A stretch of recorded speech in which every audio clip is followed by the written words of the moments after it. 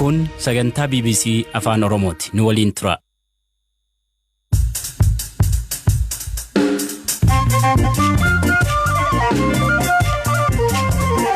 Yooyaa ammalee yooyaa dhaggeeffattoota raadiyoo BBC Afaan Oromoo sagantaan keen am jalqab.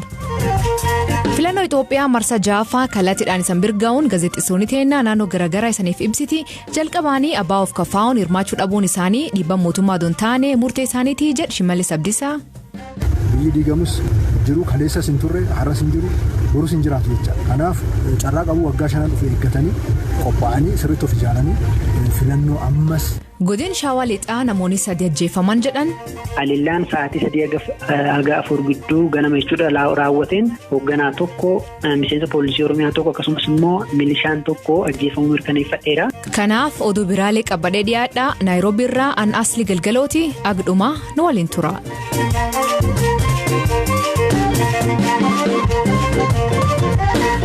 Dhaggeeffattootni oduutiin jalqabaanii Itoophiyaa keessatti naannolee muraasa alaatti filannoon biyyaalessaa marsaa jaaffaa gaggeeffamaa ool. Godin Jimmaa bakka ministeerri muummee Abiy Ahmad dorgomee sagalee kennateen haa eegallu. Yaadata Biraanuu Jimmarraa gabaas kan nu erge.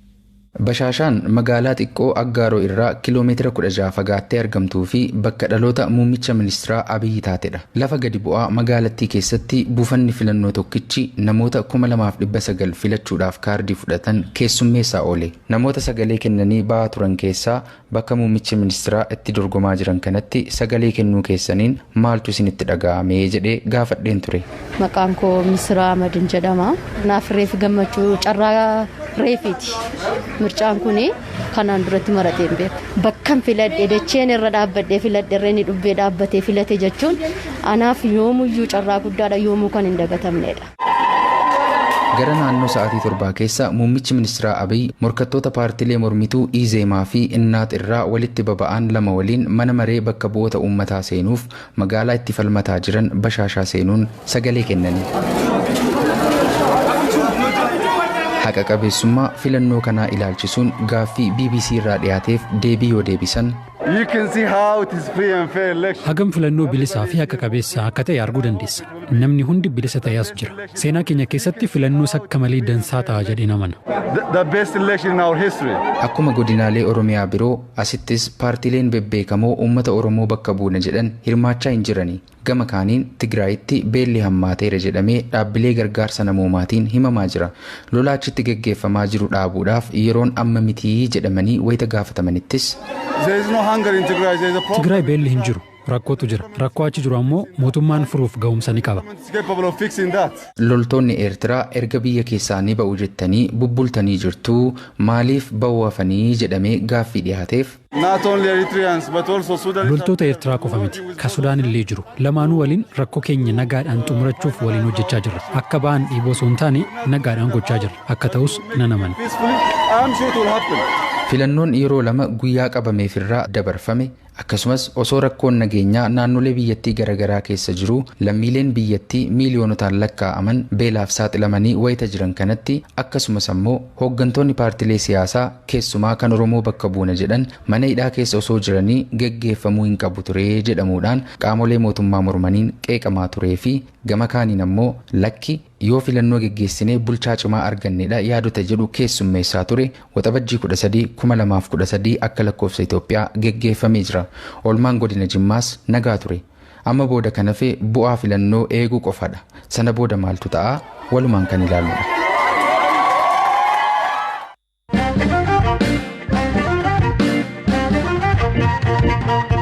Jimmarraa yoo as deebinu godin Shaawaa Lixaa aanaa Banjaawitti haliila hidhattoonni buufata filannoo irraa raawwataniin poolisii tokko dabalatee namoonni 3 ajjeefaman aanaalee godinichi kan keessa jiran deemee haal filannoon taasifamu kan hordofee Waayilikeen Ammaayyoo Ittaanaa godinichi keessaa filannoon akkam turtee jedhe gaafadhe.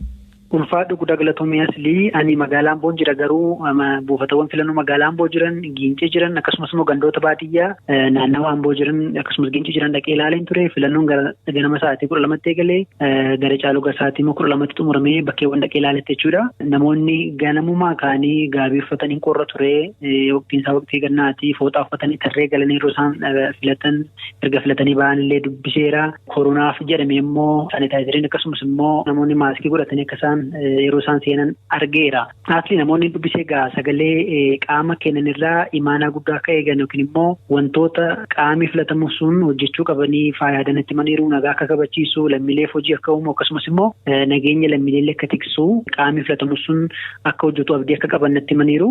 Bakkeewwan filannoon dafee fa'aa xumurameefis immoo dafee xumurameellee taajjabeera. Fakkeenyaaf naannoo filannoo Amboo buufata filannoo Baayyoo Saqaree jedhamutti jiraattonni ganama sa'aatii 12tti ka'anii sa'aatii 4 walakkaatti utuma guyyaa hin gahin jechuudha filannoo xumuruu isaanii taajjabeera.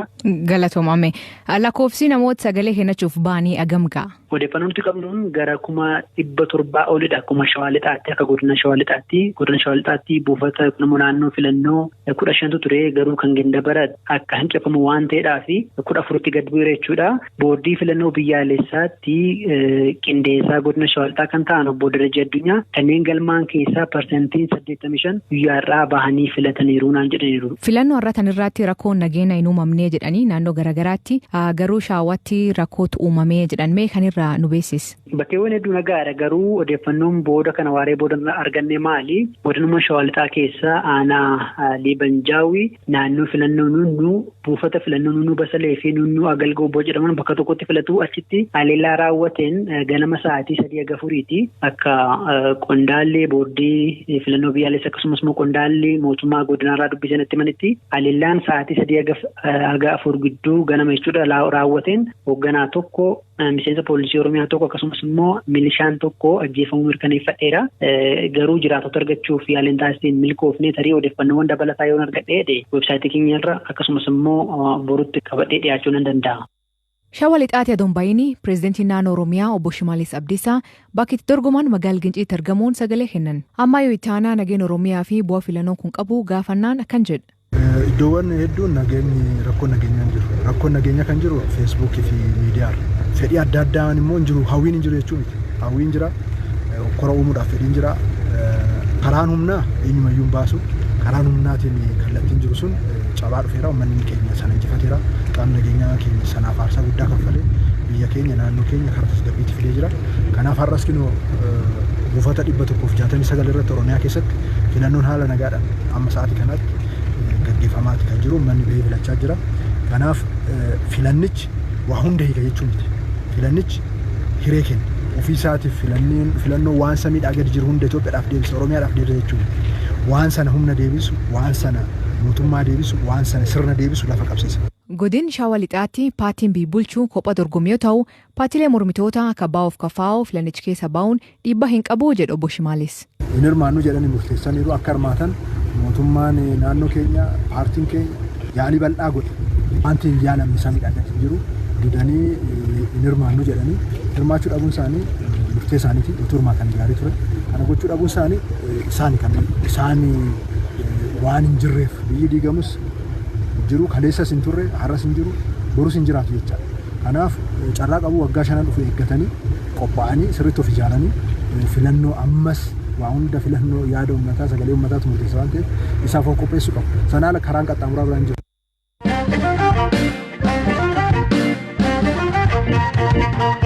Dhaggeeffattootni filannoon wal qabatee Finfinneetti yoo deebinu walitti qabduun boordii filannoo biyyaalessaa Itoophiyaa Birtukaan Midhaaksaa haala filannoon deemaa jiru ilaalchisuun ibsa kennaniin guyyaan har'aa filattootaaf paartiileef akkasumas biyya keenyaaf guyyaa dansaa jetti. Haa ta'u malee naannoo Amaaraa fi naannoo Kibbaatti paartiilee mormitoota komii dhiyeeffachuu dubbatti. Kanaaf oolmaa Finfinnee waa'il keenya Abtaamuu Xibaabuu gaafadha. Baay'ee galatoomii Aslii guyyaarraa filannoo biyyaalessaa marsaa jaffaa akka biyyaatti taasifamu ilaaluudhaaf ganaman ture. Kan manaa bahee buufataalee filannoorra naanna'aa ture. Ganama wayita manaa bahu keessattuu sa'a 12 dura jechuudha. Sochiin magaalaa Finfinnee keessa jiru qorraa ture jechuun ni danda'ama. Buufataalee filannoorra hiriirawwan xixiqqootu ture. Sana boodas buufataalee filannoo keessa seenuudhaan adeemsi filannoo eegalamuu fi dhiisuusaa ilaaluudhaaf yaaleen jira. Haa ta'u malee hanga naannoo sa'a 12 walakkaatti buufataalee filannoo ani ilaale keessattuu naannoo Kaasanchis akkasumas immoo Uraa'elitti jechuudha hanga sa'a 12 walakkaatti adeemsa filannoo hin eegalle ture. Reefu raawwachiistonni filannoo qophiirra turan meeshaalee sisirreessaa turani.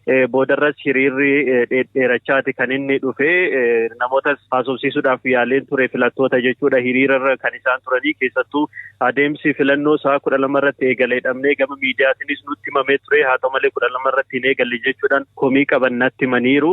Kana malee immoo keessattuu buufataalee filannoo wajjin wal qabateetis filattoonni komii isaanii natti himanii jiru. Buufataaleen filannoo iddoo mijataa hin taanetti iddoo dhiphaa ta'etti kan isaan hundeeffaman jechuudhaan haala kanaan dura tureen garuu iddoowwan bal'aa kanneen akka mana barumsaa keessatti filachaa turre jechuudhaan namoonni natti himanis jiru. Sana booda sochii magaalaa Finfinnee akka waliigalaatti yeroo ilaallu ganamarraa sochiin konkolaataas ta'ee namoota baay'ee dhiphataadha yookaan immoo haphiidha jechuun ni danda'ama. Namoonni akkasumara iddoodhaa iddootti socho'an konkolaataawwan baay'een hin jiran turanii daandiiwwan magaalaa Finfinnee sadarkaa duwwaa turan jedhamu irra kan isaan turanii booda garuu hanguma yeroo deemu sochiin namootaatis dabalaati kan dhufe.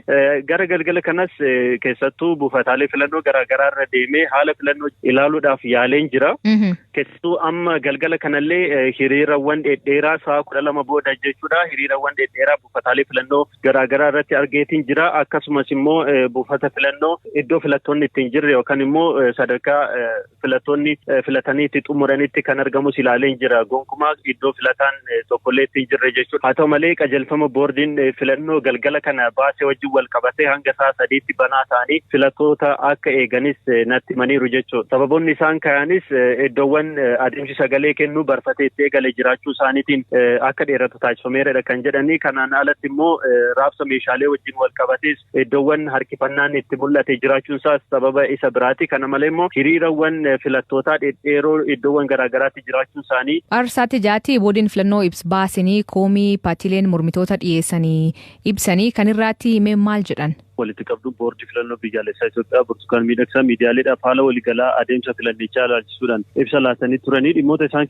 kaasan keessaa inni tokko akkuma ati jette komii gama paartiilee siyaasaa mormituutiin mul'atedha. Keessattuu kan rakkoon nu mudateera jedhanii yaadan naannoo Amaaraa fi naannoo saba sablammootaa fi uummattoota Kibbaa keessatti. Kunis immoo keessattuu bakka bu'ootni paartiilee siyaasaa mormituu jechuudha reebamuu isaanii akkasumas sodaachisamuu isaanii gara buufataalee filannoo akka hin seenne dhorkamuu isaanii fi baajiin yookaan immoo waraqaan eenyummaa boordii filannoo biyyaalessaatiin isaaniif kenname irraa fudhatamuu yookaan irraa saamamuu isaati kan isaan dubbatanii. Dhimma kanas mootummoonni naannolee akkasumas immoo qaamolee mootummaa sadarkaadhaan jiran hatattamaan furmaata akka itti laatanidha kan isaan himan.